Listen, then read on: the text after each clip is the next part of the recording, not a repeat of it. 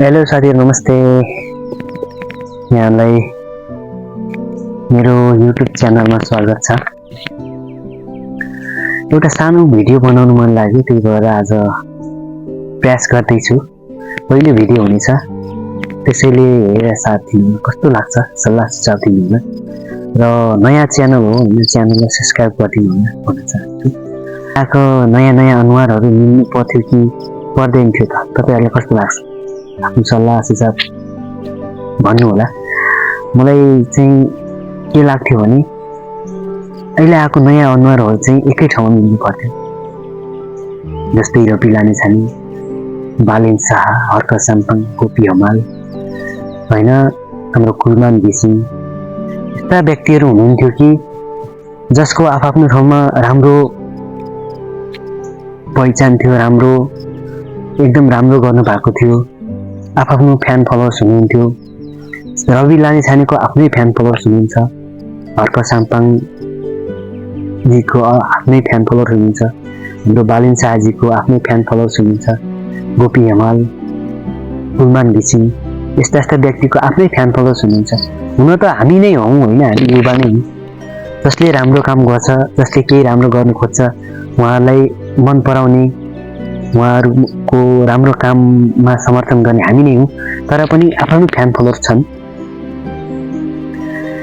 आफ्नो fan followers भएको नाताले यी छुट्टा छुट्टै दल भइसकेपछि कस्तो हुने भयो भने मत बाँडिने भयो, होइन।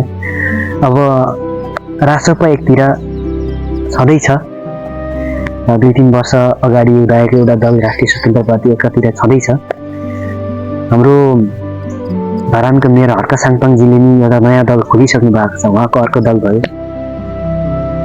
सम्भवतः हाम्रो बालेन शाहजीले पनि एउटा नयाँ दलै खोल्नुहुन्छ होला, होइन, उहाँको पनि अर्को दल हुनेछ। यस्तै नयाँ दल थपिँदै जानेछ आगामी दिनमा होला, जानेछ सम्भवतः। दल मात्रै थपिएर के होला त, होइन। देशले निकास पाउनु पर्यो, विकास पाउनु पर्यो। देशले निकास र विकास पाउनुको लागि र यी 30 वर्षदेखि राजनीतिलाई एउटा हतियार बनाइकन देशलाई लुटिरहेको जुन यी ठुला भनौँ त 3 दलहरू छन्, यिनीहरूलाई पाखा लगाउनुको लागि त रवि, बालेन, हर्क, गोपी, कुलमान यस्ता व्यक्तिहरू एकै ठाउँमा हुनु पर्थ्यो जस्तो मलाई चाहिँ लाग्छ, होइन। किनकि यस्ता व्यक्ति एकै ठाउँमा भएको भए पुरानो दलहरूलाई अहिले राजनीतिमा 30 वर्षदेखि राज गरेको, देशलाई लुटेको, भ्रष्टाचार गरेको, विभिन्न भ्रष्टाचारले चुल्हुममा डुबेको यी दलहरूलाई पन्छाउनको लागि चाहिँ नयाँ अनुहारहरू जे भए पनि एकै ठाउँ हुनु पर्थ्यो। हामी उहाँहरूको समर्थकले चाहेको चाहिँ एकै ठाउँ भएको भए राम्रो हुन्थ्यो भन्ने हाम्रो धारणा थियो, होइन। यसमा सबैजना मिल्नु पर्थ्यो, सबैजना मिलेर जानु पर्थ्यो कि नयाँ आउने अनुहारहरू त यी पुरानाले केही गर्न सकेनन् है। यी पुरानाले भ्रष्टाचार गरे, देशलाई बिगारे, नदी नाला बेचे, कल कारखाना बेचे, आफ्नो भूभागहरू बेचे, विभिन्न किसिमका भ्रष्टाचारहरू गरे भनेर नै त नयाँ दलहरू उदाहरण होइन।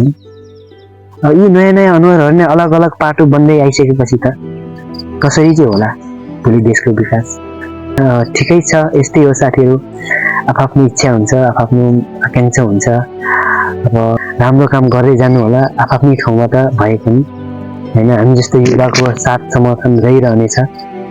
एकै ठाउँमा भएको भए झन् धेरै राम्रो हुन्थ्यो, हामी चाहेका थियौँ। अलग अलग हुनु भए पनि राम्रो काम गर्नु होला, गर्नुपर्ने छ। हामी जस्तो युवाको खबरदारी रहने नै छ भन्न चाहन्छु, होइन। हजुरहरूको भनाइ चाहिँ कस्तो लाग्छ कमेन्ट गर्नु होला, सल्लाह सुझाव दिनु होला भन्न चाहन्छु। धन्यवाद।